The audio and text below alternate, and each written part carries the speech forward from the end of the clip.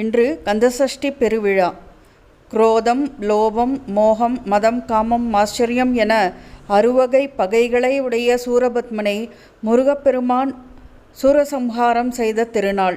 நம் மனதிலும் உள்ள இந்த அறுவகை பகைகளை வென்று வாழ்வை வெல்வோம்.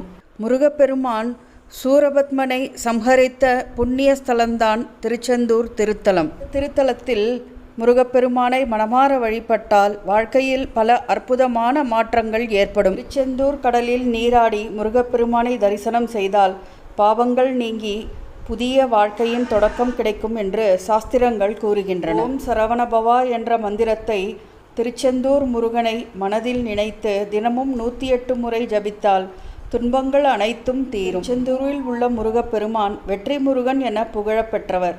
அவரை வணங்கினால் தீய சக்திகள், விரோதிகளால் ஏற்படும் துன்பங்கள் அனைத்தும் நீங்கி வாழ்வில் முன்னேற்றம் ஏற்படும். பல ஆண்டுகள் குழந்தைகள் இல்லாமல் துயரப்படும் தம்பதிகள் திருச்செந்தூர் முருகனை மனதார சஷ்டி நாளில் விரதம் இருந்து வழிபடும் போது பிள்ளை பாக்கியம் கிடைக்கும்.